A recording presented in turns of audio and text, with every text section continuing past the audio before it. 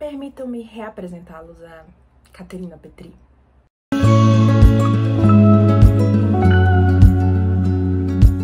Oi, meu nome é Júlia e 10 anos atrás eu publiquei minha simples historinha de vampiro pela primeira vez no meu blog. E eu acho que vocês deveriam ler essa história. E eu tô aqui pra falar por quê. Se você já acompanha meu conteúdo, você provavelmente me viu falar sobre os 10 anos das Crônicas de Cat. E se você acabou de me seguir, você provavelmente não sabe o que é as Crônicas de Cat, nem pra onde vai, nem como funciona. Então eu resolvi fazer um vídeo reintroduzindo vocês à história de As Crônicas de Cat e dizendo que se vocês quiserem, vocês podem ler. Se vocês quiserem uma história longa, mais simples, mais até bobinha em alguns momentos, mas ao mesmo tempo assustadora e cheia de temas mais complexos, escrito realmente pela mente de uma adolescente, galera. Eu escrevi As Crônicas de Cat de 2013 a 2017, ou seja, entre os meus 15 e os meus 19 anos. Então é realmente da mente de uma adolescente. E se você gosta desse tipo de história e ainda por cima de graça, o link para baixar os e-books está na descrição. Mas se você ainda precisa de mais para ser convencido, lá vamos nós falar um pouquinho sobre As Crônicas de Cat. Quando eu vou apresentar a versão simples da história, eu digo que As Crônicas de Cat é sobre uma vampira que foi transformada aos 10 anos de idade e ela recebe a missão de montar um exército de 13 vampiras que vão lutar contra o inferno e recuperar suas almas.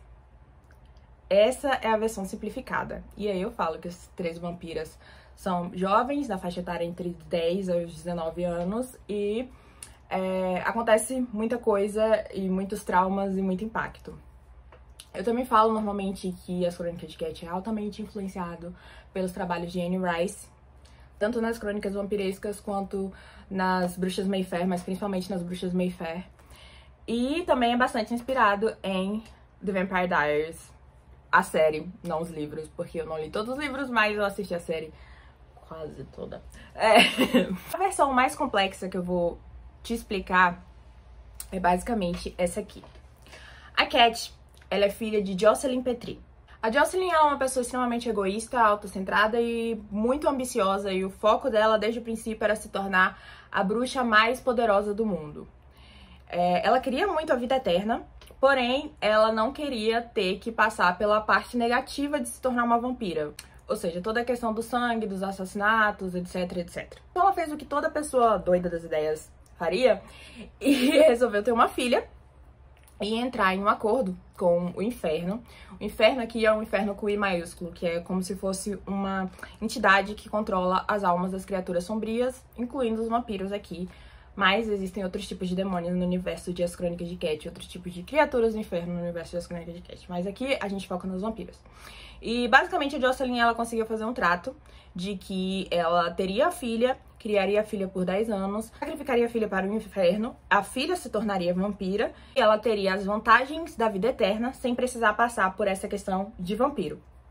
O plano da Jocelyn era péssimo, a família dela não queria ela envolvida com o inferno, então ela fez aquilo que ela poderia fazer também. Ela matou os pais e mandou os irmãos pra longe pra ela poder ficar sozinha e fazer o que ela queria fazer. Pra conseguir que esse acordo desse certo, a Jocelyn, ela não poderia simplesmente ter uma filha qualquer e pronto, sacrificou, acabou. Não.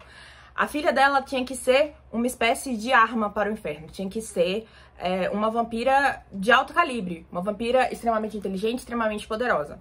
A Jocelyn, ela era uma bruxa, ela queria se tornar a bruxa mais poderosa do mundo, e quando ela teve uma filha, a filha dela também nasceu bruxa, com poderes.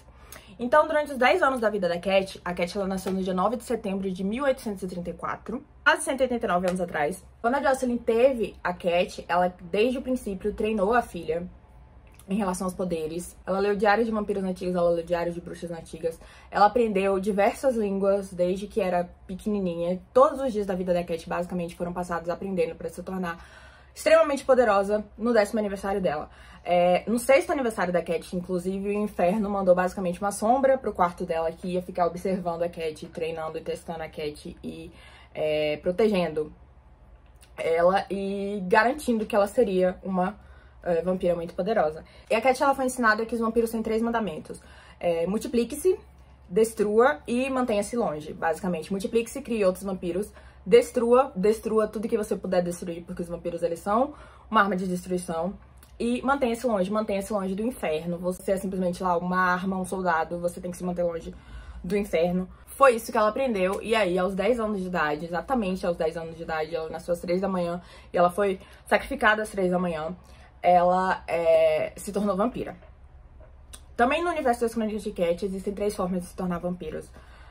O tradicional é batismo de sangue, você toma sangue de vampiro, morre e virou vampiro. Massa. A magia, que é como a Cat foi transformada, ela teve o pacto, teve o sacrifício, etc, e ela foi transformada através da magia. E a assombração, que uma das vampiras do exército da Cat é transformada assim também. Basicamente, a assombração é um vampiro indo visitar você várias noites e convencendo você a segui-lo até os princípios do inferno. E basicamente você tá entregando sua alma pra esse vampiro. Então, quando você morrer, você também vai se tornar vampiro, mas não sem antes ficar completamente doido, porque a sua alma está sendo entregue pra um vampiro. Então, temos aqui, a Cat, ela foi transformada no 10º aniversário dela, então ela tem eternamente a aparência de uma criança de 10 anos. Ela é descrita como uma pessoa que tem uma expressão de um anjinho. Ela é descrita como baixinha, com os cabelos cacheados, os olhos verdes e a pele bem branca. E ela parece realmente um querubim, até ela demonstrar alguma raiva, algum tipo de provocação. E aí ela realmente se torna como um pequeno monstrinho, digamos assim. Só que apesar da Cat ela ter a aparência de 10 anos, ela não tem 10 anos. Conforme o tempo vai passando, a mente dela evolui, a mente dela ela cresce, apesar de estar presa naquele corpo de 10 anos que ela usa e trata como uma arma. Até porque você vê uma criança, você não vai ficar com medo. E o problema dela é esse. E onde a história das Crônicas de Cat começa? Acabaram de se passar 20 anos da transformação da Cat. Ela chama esse momento de o aniversário de 30 anos dela, afinal, é o aniversário de 30 anos dela. E ela recebe uma mensagem da mãe. Durante os 20 anos entre a transformação dela e o outro momento, ela basicamente estava trabalhando pro inferno, ela estava seguindo clãs na Romênia e fazendo as viagens dela. E a mãe dela estava em paz lá, fazendo o que queria, trabalhando e aproveitando a vida eterna dela lá, blá blá blá. E aí, no aniversário de 30 anos dela, a Cat recebe uma mensagem da mãe falando que ela precisa ir pra Paris, onde os irmãos da mãe dela estão, e resolver alguma treta que o irmão da mãe dela, o tio da Cat, fez. E a Cat, já separada da mãe há anos e com certa liberdade, ela diz que ela não vai, mas a mãe dela, ela está conectada à Cat por causa de todo o juramento e todas as coisas, e diz, você vai sim, porque você tá ligada a mim e você vai precisar fazer isso. E aí a Cat chega em Paris em 1864. E aí, quando a Cat chega lá, o tio maluco dela destruiu a alma do próprio filho e colocou um íncubo no lugar, porque o filho estava sendo desobediente, então ele resolveu que, vamos lá, matar e destruir a alma do filho. E aí, só que esse íncubo, ele se sente atraído à namorada antiga do filho quando ele era vivo. E o que a Cat precisa fazer é se aproximar dessa menina e afastar ela do íncubo para o íncubo poder obedecer às ordens do tio. Essa menina, por quem o primo dela, né, o primo da Cat, era apaixonado antes dele ser substituído por um íncubo, é a Ellie. Eleanor Fleury. Eu tô contando o que acontece no começo da história ainda, gente. Isso aqui não é o começo da história. E aí, a Cat, ela tem que se aproximar da Ellie, e ela acaba se aproximando da Ellie. E pela primeira vez, a Cat sente vontade de seguir o primeiro mandamento dos vampiros, que é multiplicar-se. Ela é uma arma de destruição daquela, e ela se mantém longe do inferno, dá certo ponto, porque o inferno tá atrás dela, dando ordem pra ela, mas ela se mantém mais longe do inferno que ela consegue, e ela destrói o que ela pode, mas ela, pela primeira vez com a Ellie, ela sente vontade de se multiplicar e ter alguém pra viajar com ela. Então, transformar uma vampira. A Cat e a Ellie, ela tem uma ligação muito profunda desde o começo, e é algo que eu tava pensando. A Cat, ela foi criada em reclusão, ela foi criada com o objetivo de ser sacrificada e com o objetivo de fazer o que a mãe dela queria. E aí, quando ela finalmente foi sacrificada e se tornou vampira e ela teve a liberdade dela, ela simplesmente conviveu com vampiros e recebeu ordens do inferno. Então ela foi da reclusão pra a vivência direta com os vampiros. Ela nunca passou muito tempo com humanos, tirando a mãe dela, que, vamos combinar, né, não é uma pessoa muito legal.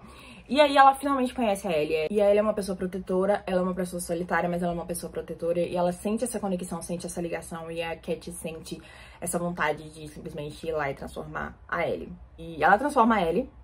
Eu não vou dar spoilers do que acontece, o primeiro capítulo é bem cheio de reviravoltas, mas ela transforma ele.